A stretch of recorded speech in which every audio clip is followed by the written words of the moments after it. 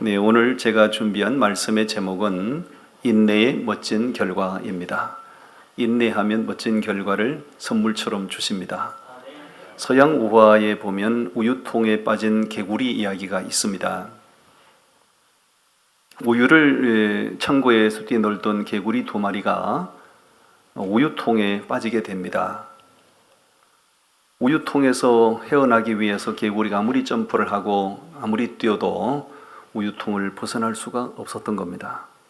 두 마리 중에 한 마리 개구리는 우유통을 벗어나기를 포기해 버립니다. 그러므로 그 속에서 죽어요. 근데 나머지 한 마리는 나는 반드시 이 우유통을 벗어날 거야. 나는 반드시 벗어날 수 있어. 포기하지 않고 밤새도록 우유통을 휘젓고 다닙니다. 우유를 많이 휘저으면 이게 버터가 되거든요. 그래서 밤새도록 인내심을 가지고 우유통을 이리저리 젓다 보니 액체였던 우유가 이제는 고체로 변하게 되고, 그리고 그 발판을 삼아 점프를 해서 개구리가 우유통을 벗어났다. 이 서양 우화에 나오는 이야기인데 이 이야기 속에 메시지가 있죠. 쉽게 포기하고 쉽게 단념하면 결과를 얻을 수가 없습니다. 인내심을 가지고 끈기 있게 노력하면 반드시 결과가 따르게 됩니다.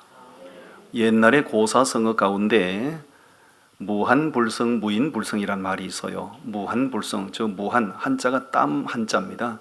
땀 흘리지 않고 노력하지 않고는 절대로 성공할 수 없고, 무인, 인자는 인내할 인자죠. 인내하지 않고는 절대로 성공할 수 없다.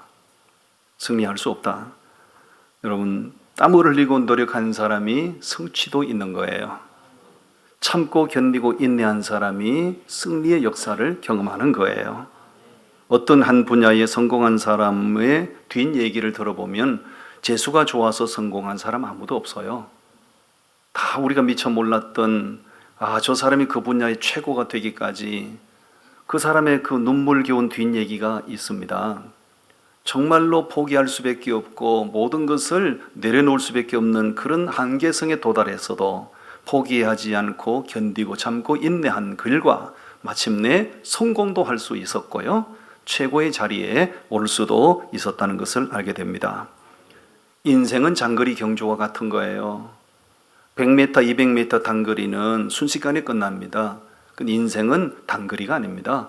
인생은 42.195km, 그 인내심의 한계에 도달할 정도로 달려가야 되는 거예요. 인생은 그런 겁니다. 살다 보면 우리의 인생이 그렇게 화려하지만 않습니다. 인생만 그런가요? 신앙생활도 마찬가지지요. 신앙생활은 절대로 아름다운 꽃길을 걸어가는 게 아닙니다.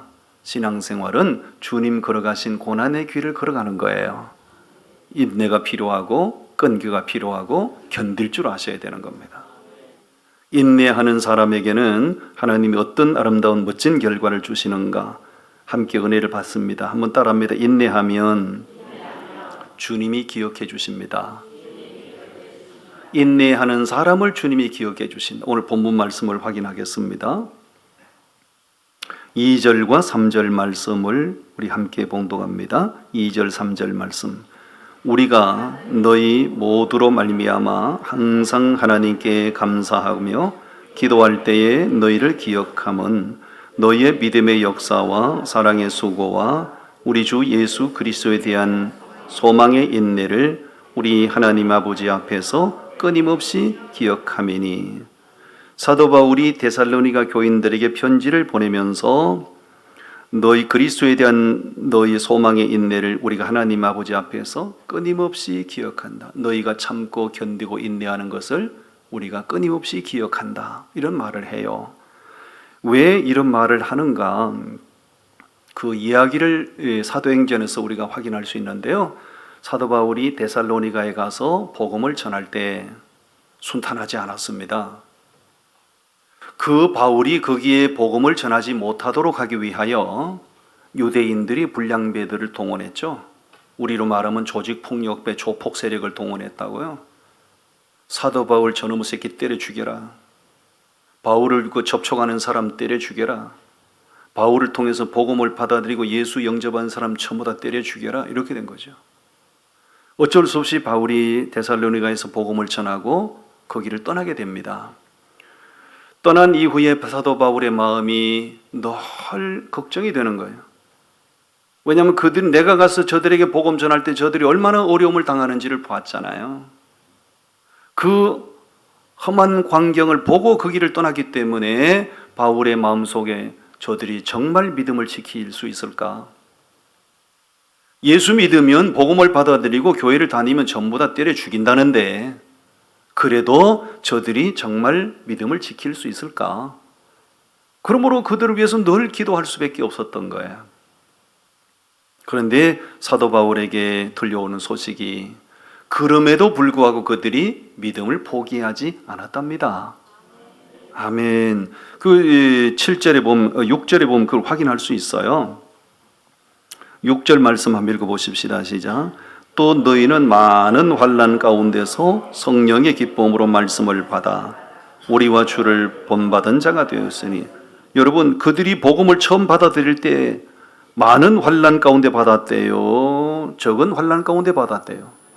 많은 환난이란 말은 엄청난 핍박, 엄청난 저항 가운데 그들이 복음을 받아들였다고 얘기합니다. 바울의 마음속에 늘 걱정이었죠. 그런데 너무 감사하게도 많은 환난 가운데 복음을 받았지만 그 복음을 저버리지 않고 믿음을 포기하지 않고 참고 견디고 인내하고 믿음을 지키고 있답니다. 이 얘기를 듣는 사도 바울에게는 너무 큰 기쁨이 있어요. 너무 큰 감격이 있는 거예요. 여러분, 참고 견디는 사람이 하나님 앞에 기억되는 사람인 줄로 믿습니다. 베드로전서 2장 20절에 보면 이런 말씀이 있어요. 하나님께서 기억하시는 아름다운 것이 있다. 사도 베드로가 얘기하는 거예요. 베드로전서는 고난 가운데 있는 초대교회 성도들에게 전한 편지거든요. 그들에게 편지를 전하면서 베드로가 한 말이에요. 하나님께서 기억하시는 아름다운 것이 있다. 그게 뭐냐? 선을 행하다가 고난을 당할지라도 포기하지 않고 참고 견디는 사람은 하나님께서 아름다운 사람으로 기억하신다. 좋은 환경에서 복음을 받아들이는 거, 그것도 물론 나쁘지 않습니다. 그런데 엄청난 저항 가운데 복음을 받아들이고 엄청난 핍박 가운데 복음을 받아들이고 견딜 수 없는 핍박을 받으면서도 믿음을 지키는 사람. 여러분, 선을 행하다가 어려움 당하면 핍박을 받으면 얼마나 억울합니까? 내가 뭘 잘못했다고? 내가 선한 일을 한 것밖에 없는데 왜 선한 일을 하는 나를 알아주지 못하고 이렇게 핍박하는가? 그건 실망할 일이고 낙심할 이유가 되잖아요. 그래도 포기하지 않고 인내하고 믿음을 지키는 사람은 하나님께서 기억하시는 아름다운 사람이다. 아멘. 사람들은 아름다운 것은 오래오래 기억을 합니다. 어디 가서 감동적인 일을 경험하거나 어떤 감동적인 사람을 만나면 오랫동안 기억하는 거예요. 아, 그때 그 사람 참 좋았는데, 그때 그 일이 정말 내 인생 가운데 좋았는데, 기억하는 법이에요. 우리 창조주 하나님께서 어떤 사람을 아름다운 사람으로 기억하시는가? 선을 행하다가 고난을 당할지라도 낙심하지 않고 인내하는 사람, 아름다운 사람으로 기억하신다고 말씀합니다. 아멘. 생각하라 그리고 부자가 되어라는 책이 있습니다. 유명한 책입니다. 이 책은 미국의 성공학자인 나폴레온 힐이라는 사람이 쓴 책이에요. 이 책은 꼭 일독하시기를 권면합니다. 생각하라 그리고 부자가 되어라. 이 사람은 성공 연구가예요. 이 사람이 세계 500대 부자들에 대해서 집중 연구를 했다고 그래요. 아, 저 사람은 어떻게 부자가 됐을까? 저 사람은 어떻게 최고가 될 수 있었을까? 그 사람 남들이 알지 못하는 그런 뒷얘기들을 다 연구했다고 그러죠. 나폴레온 힐이 이 책을 통해서 얘기하는 거예요. 그 사람들에게는 저절로 성공한 거 아니고 우연히 최고가 된 거 아니고 남들이 알지 못하는 눈물과 땀이 있었다는 거. 눈물과 땀이 없이 희생과 노력 없이 어떻게 최고가 될 수 있는가? 그럴 수 없다는 거예요. 세상 사람들은 운이 좋아서 잘 될 수 있다고 말합니다. 그거는 세상 사람들이 하는 말이에요.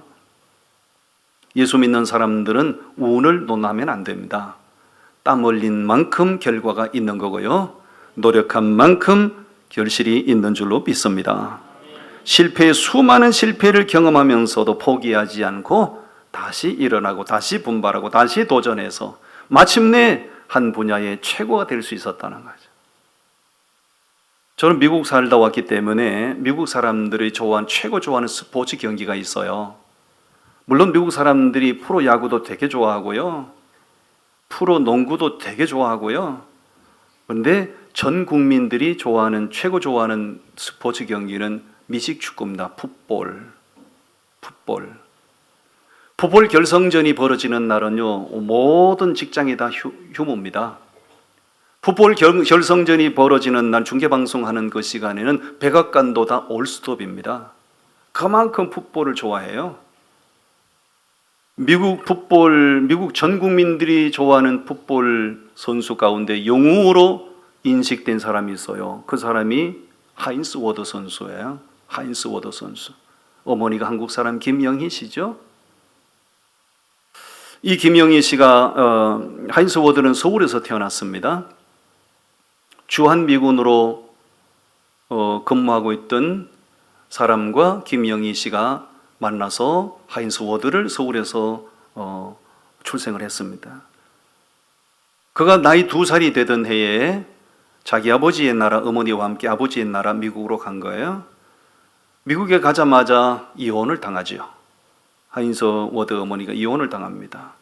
먹고 살아야 되기 때문에 구직을 위해서 여기저기 문을 두드리지만 김영희 씨는 영어가 안 되는 사람이라 가는 데마다 문전박대를 당해요. 정말로 이루 말할 수 없는 고난의 길을 걸어요.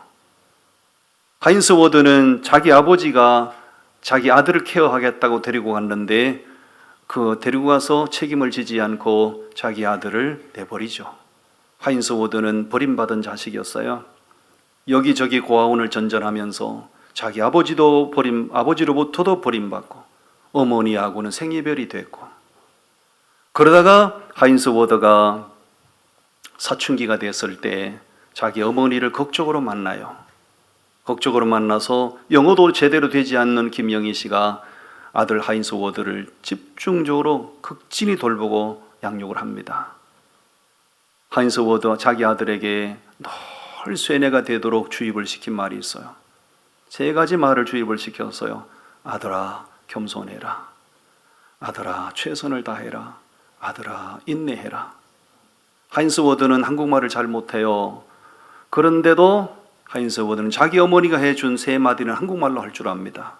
아들아, 겸손해라. 아들아, 최선을 다해라. 아들아, 인내해라. 아멘은 언제 하시려고? 무슨 얘기를 해 아멘 하시려고? 하인스 워드가 피츠버그 스틸러그 팀의 쿼터백으로 정말로 엄청난 실력을 발휘하잖아요. 전 미국인들에게 영웅으로 부상을 하잖아요.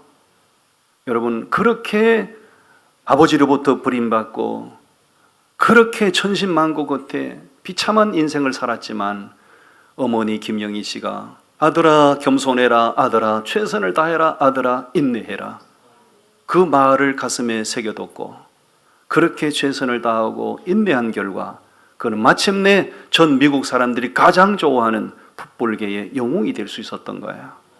아멘. 사랑하는 성도 여러분, 하나님은 인내하는 사람을 기억하시고요, 내가 어려운 가운데 한계치에 도달해도 참고 견디고 인내하면 하나님께서 나라는 존재를 기억해 주실 거고요, 하나님이 기억해 주신다면 아름다운 멋진 결과를 우리는 얻게 될 줄로 믿습니다. 서로 축원하시죠. 많이 힘드셔도 참고 견디시기를 바랍니다. 마침내 하나님 당신 기억해 주실 거예요. 아멘입니까? 아멘. 인내하면 주님이 기억해 주실 거예요. 그 다음에 따라합니다. 인내하면 마침내 응답해 주십니다. 그렇습니다. 인내하면 마침내 응답해 주세요. 히브리서 6장에서 말씀을 우리가 확인하겠습니다. 히브리서 6장 13절부터 15절까지 말씀이 되겠어요. 우리 함께 말씀을 봉독합니다. 13절부터요. 하나님이 아브라함에게 약속하실 때에 가리켜 맹세할 자가 자기보다 더 큰 이가 없으므로 자기를 가리켜 맹세하여 이르시되 내가 반드시 너에게 복주고 복주며 너를 번성하게 하고 번성하게 하리라 하셨더니 그가 이같이 오래 참아 약속을 받았느니라. 어떻게 약속을 받았다고 그러죠? 오래 참아서 약속을 받았다는 거지요. 여러분, 하나님께서 아브라함을 부르셨어요. 갈대아 우르에 살고 있던 아브라함, 그의 나이는 이미 75세가 돼서요. 75세가 되면 인생 말년이죠. 75세가 된 아브라함을 부르시면서 내가 너에게 지시할 땅으로 가라. 어디로 가라는 방향 제시가 없었어요. 지시할 땅으로 가라. 그러면 내가 너를 복을 주겠는데, 복주고 복주겠는데 민족의 아버지가 되게 하겠다는 거죠. 그때 아브라함은 자식이 없었어요. 족장인데, 히브리 민족의 족장인데 자식이 없기 때문에 늘 그것이 아픔이었고 안타까움이었고 그랬죠. 그런 아브라함을 부르면서 내가 네게 지시할 땅으로 가면 내가 너에게 복을 주고 네 자식이 태어나게 할 거고 민족의 아버지가 되게 할 거라고. 아브라함이 그 약속을 받았을 때 너무 황홀했어요. 하나님은 나를 포기하지 않으셨구나. 하나님께서 내게 자식을 주시겠다는구나. 그런데 웬일입니까? 1년이 가도 감감무소식이에요. 10년이 가도 감감무소식이에요. 20년이 가도 하나님이 그 약속을 이루어 주실 기미가 보이지 않아요. 만약 이 아브라함의 나이가 20대 청춘이었다면 수십 년 기다릴 수도 있겠죠. 그러나 아브라함이 그 약속을 받을 때는 이미 나이가 75세였어요. 어떻게 기다려요? 점점 가능성은 사라지고 점점 꿈은 사라지는 거죠. 그런데 그 약속을 주신 날로부터 25년이 지났을 때, 그리고 아브라함의 나이가 100세가 됐을 때 하나님은 그의 아내의 태문을 여시고 잉태케 하시고 자식이 태어나게 하셨어요. 그렇게 태어난 아들이 이삭입니다. 그 누가 봐도 아브라함과 부인 부부관계를 통해서 태어난 아들이라고 할 수 없어요. 왜? 100세가 된 사람이 어떻게 자식을 낳을 수 있어요? 근데 자식이 태어났다고. 그 누가 봐도 그거는 하나님이 하신 일이에요. 그걸 보면 하나님께서는 아브라함에게 그 황홀한 약속을 주셨고 25년 동안 아브라함을 인내하게 하셨고 기다리게 하셨고 인간적인 가능성이 없어질 때까지 하나님은 아브라함을 테스트하셨던 거예요. 아멘. 여러분, 믿음이 없으면 인내할 수 없고요. 인내하지 못하면 결과도 얻을 수 없습니다. 인내하는 사람에게 반드시 하나님은 응답하시는 줄로 믿습니다. 아브라함이 그 25년 동안 인간적으로 가능성이 완전히 사라지고 전혀 가능성이 없었지만 아브라함이 인내할 수 있었던 근거가 뭘까요? 그거는 하나님, 자기가 믿는 하나님은 시건치 아니하시는 하나님인 것을 믿었어요. 하신 말을 뒤집어 삼키는 하나님이 아닌 걸 믿었다 그 얘기예요. 그리고 말씀으로 천지와 만물을 창조하신 하나님인 것을 믿었겠네요. 그 믿음이 있어서 25년 참을 수 있었고 기다릴 수 있었고 기다렸더니 하나님께서 응답해 주셨다는 거죠. 기도 응답하면 상징적인 인물이 한 사람 있는데요. 그분이 바로 조지 뮬러입니다. 조지 뮬러. 조지 뮬러는 세계 만민들을 향하여 하나님은 자기의 기도를 다 들어주셨다. 하나님은 자기의 기도를 5만 번의 기도를 다 들어주셨다. 당당하게 얘기하는 사람이잖아요. 조지 뮬러에게 모든 기도를 다 응답해 주셨던 하나님이 한 가지 기도를 응답을 안 해주신 게 있었어요. 친한 친구 두 사람이 아무리 전도해도 그 친구들이 예수를 영접하지 않은 겁니다. 다른 친구들은 다 예수 영접하는데 두 친구가 끝까지 예수 영접 안 했어요. 뮬러의 마음이 많이 힘들었죠. 그 나이를 먹고 이제 은퇴를 하고 병석에 눕게 됐습니다. 병석에 누워 있다가 자기 두 친구를 생각하며 할 때 너무 마음이 아파요. 그래서 부탁을 합니다. 내가 죽기 전에 마지막으로 말씀 전할 수 있는 기회를 주십시오. 마지막 기회를 얻고 마지막 설교합니다. 병석에 누워있던 뮬러가 마지막 힘을 다하여 말씀을 전합니다. 그 얘기를 친구가 들어요. 야, 뮬러가 오늘 마지막 설교한다네. 그 얘기를 듣고 두 명의 친구 중에 한 명이, 두 명의 친구가 그 참석을 해서 두 명의 친구가 마지막 설교를 듣고 그 자리에서 한 친구가 예수를 영접을 해요. 한 친구가 그 자리에 영접 안 했어요. 뮬러는 마지막 설교하고 난 다음에 죽었습니다. 죽고 난 이후에 뮬러의 장례식을 치르는 날, 그 마지막 영접하지 않은 친구가 장례식에 참석했다가 장례식 메시지를 듣고 그 자리에서 예수를 영접해요. 예수를 영접하고 나서 그 친구는 완전히 그리스도 안에서 변화되어서 전 영국을 다니고 전 세계를 다니고 전 유럽을 다니면서 모든 사람들에게 그는 간증하기를, 내 친구 뮬러의 기도는 다 응답됐습니다. 여기 서 있는 이 사람이 바로 뮬러의 마지막 기도의 응답입니다. 저는 지금까지 예수 믿고 목회사역 하면서 이런 기도 저런 기도 하나님 앞에 들어주세요, 이루어주세요, 해결해주세요, 풀어주세요, 오만 가지 기도를 다 했지 않겠어요? 그런데 내가 그렇게 수만 가지 기도를 했지만 적극적으로 응답해 주신 경우는 거의 없었고요. 기도하고 나도 잊어버렸는데 세월이 지난 후에 돌아보니 기도했던 것이 이루어져 있는 거예요. 아마 여러분도 대부분이 다 그러실 겁니다. 여러분, 기도하고 응답 없다고 포기하지 마시고요. 기도했으면 참고 인내하세요. 그리고 계속 기도하세요. 마침내 하나님께서 아름다운 결실로 응답 주실 줄로 믿습니다. 하나님은 인내하는 믿음을 귀하다 하십니다. 아멘. 격려하시죠? 서로 격려하시죠? 인내하시면 좋은 결과를 주실 겁니다. 아멘. 아멘. 마지막 세 번째 소개하면, 인내하면 반드시 축복해 주십니다. 인내하면 반드시 축복해 주세요. 우리 말씀을 보겠습니다. 야고보서 5장 말씀. 야고보서 5장 10절과 11절 말씀이 되겠습니다.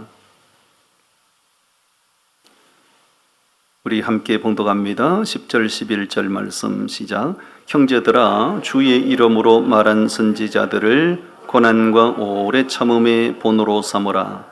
보라, 인내하는 자를 우리가 복되다 하나니 너희가 욥의 인내를 들었고 주께서 주신 결말을 보았거니와 주는 가장 자비하시고 긍휼히 여기시는 이시니라. 아멘. 아멘. 이 말씀에서 두 가지 확실한 것을 우리에게 말씀하고 있어요. 두 가지 반가운 말씀을 하고 계세요. 첫째가 뭔가, 인내하면 좋은 결말을 주신다. 두 번째는 인내하면 모든 것을 구비하여 주신다. 얼마나 반갑습니까? 그러면서 한 사람을, 한 인물을 소개하고 있지요. 그 인물이 누구죠? 욥입니다. 욥이란 사람을 이야기하면서 우리에게 인내할 것을 말씀하고 있어요. 욥이란 사람을 떠올리면 두 가지를 생각하게 됩니다. 첫째, 고난을 통과한 사람. 둘째, 갑절의 복을 받은 사람. 우리가 운전하고 고속도로를 가다 보면 우리나라는 유난히 터널이 많잖아요. 산이 많기 때문에. 터널은 다 길이가 달라요. 어떤 터널은 짧은 터널이 있고 어떤 터널은 한없이 길어요. 저기 홍천에서 양양 가는 그 고속도로, 제2영동 고속도로 가보니까 그 터널이 끝이 없더군요. 끝이 없더군요. 가도 터널이야. 가도. 여러분, 욥이란 사람이 통과한 터널은 너무 길었어요. 너무 캄캄했어요. 그 길고 험한 인생의 터널을 통과하면서 욥이 자기 입으로 고백하기를 내가 죽음에 내려가는 자와 같도다 그렇게 말했어요. 죽은 거나 마찬가지다 그 얘기죠. 근데 욥이 인내하면서 그 험한 고난의 터널을 통과해요. 통과했더니 하나님께서 욥에게 갑절의 복을 선물처럼 주신 거예요. 아멘. 욥이 통과한 그 고난은 이루 말할 수 없어요. 머리끝부터 발끝까지 문둥병과 같은 악창으로 몸이 완전히 다 망가졌죠. 아들, 딸 10명 다 거룩한 아이들로 장성했잖아요. 얼마나 그 아이들이 믿음의 사람으로 자라기를 원해서 매일 날 밝으면 아이들 명수대로 하나님 앞에 번져드렸다고요. 그런데 갑자기 강풍이 몰려와가지고 아들, 딸이 모여있는 집에 드들불을 치니까 무너져가 다 죽었다고요. 부모는 자식이 죽으면 가슴에 묻는다고 그러잖아요. 자식이 하나만 죽어도 가슴에 묻는데 10명 자식이 한 날 한시에 다 떼죽음 당한 거 아니에요. 동방에서 가장 큰 부자의 소리 듣던 욥이었는데 재산이 하루아침에 다 날아갔잖아요. 자기 부인도 견디지 못하고 남편 저주하고 가출했잖아요. 그러니까 욥이 자기 입으로 고백하기를 내 처지가 무덤에 내려가는 자와 같도다. 죽은 거나 마찬가지다 그 얘기죠. 그런데 믿음으로 인내했더니 그 믿음 보시고요, 하나님은 마침내 갑절의 축복을 허락하신 줄로 믿습니다. 저는 지금으로부터 한 32년 전에 독일 프랑크푸르트를 방문한 적이 있어요. 저는 글 쓰는 걸 좋아하고 문학에 관심이 많은 사람이었습니다. 그래서 독일 프랑크푸르트에 방문한 목적은 거기에 독일이 자랑하는 문학가 괴테의 집이 있어요. 잔뜩 기대감을 가지고 갔어요. 야, 오늘 내가 드디어 괴테의 집을 가는구나. 이미 괴테는 오래전에 세상을 떠났죠. 그렇지만 내가 오늘 괴테의 발자취를 내가 더듬는다는 거, 이거 정말로 내 인생에 익사이딩한 거예요. 괴테의 집을 가서 쭉 흔적을 훑어보면서 두 가지 감동을 받았어요. 첫째, 내가 생각했던 것보다 괴테의 집이 너무 초라했어요. 너무 초라했어요. 그가 그 많은 작품을 집필하던 그 의자에 앉아보고 책상에 앉아보면서 세상에 이렇게 초라한 방에서, 이렇게 초라한 책상에서 그 엄청난 작품을 저술했구나. 너무 집이 초라하고 너무 책상이 초라하고 그걸 보고 제가 너무 많은 감동을 받았고, 두 번째는 그의 대표적인 작품 파우스트란 작품이 있어요. 파우스트란 작품은 여러분 영국에서 존 버년을 통해서 철로 역정이라는 작품이 탄생했고, 독일은 괴테를 통해서 파우스트란 작품이 탄생을 한 거예요. 이 파우스트란 작품은 파우스트란 사람이 세상 악마의 유혹을 받아서 모든 세상 쾌락을 쫓아 인생을 방황을 해요. 끝없는 인생의 방황을 하다가 마침내 허무함을 깨닫고 그가 하나님께로 돌이켜 돌아와요. 그리고 구원받는 얘기예요. 존 번연을 통하여 저술된 철로 역정과 거의 스토리가 비슷한 거예요. 그런데 그 내용도 감동이지만은 괴테가 그 작품을 23살에 집필을 시작했다고 그래요. 23살에. 그리고 그의 나이 82살에 완성을 합니다. 60년 걸려서 완성한 거야. 괴테는 그 작품 하나를 완성하기 위하여 그동안에 60년 세월을 보내면서 직업을 11가지를 바꿔요. 11가지 직업을 전전하면서 마침내 60년 만에 그 위대한 작품을 탄생을 시킨 거야. 그 현장에 가서 그 스토리를 제가 확인하면서 인내 없이 되는 일은 없다. 여러분, 오늘 우리 한국 사람들, 한국 사회에 우리 한국 사람들의 아쉬운 점, 안타까운 점, 문제점이 뭔가요?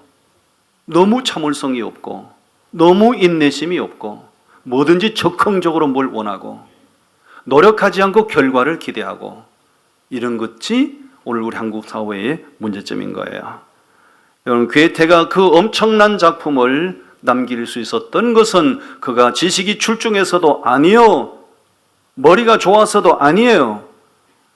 그 불후의 명작을 남길 수 있었던 것은 끝이 없는 노력과 인내의 결과라는 거죠. 할렐루야. 여러분, 하나님은 마침내 인내하는 사람에게 마치 선물처럼 결실을 주시는데 축복도 주시고 응답도 주시고 기억도 해주시고, 아멘. 서로 앞뒤 좌우에 격려하십니다. 참고 견디고 인내하시면 좋은 결과를 주실 겁니다.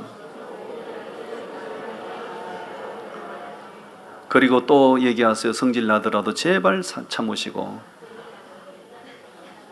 성질 난다고 막 성질 나는 대로 말해버리고 감정을 다스리지 못해가지고 성질대로 막 말씀하시고 이러면 아무것도 되는 일은 없습니다. 참고 견디고 인내하시고. 할렐루야. 기도하시겠습니다.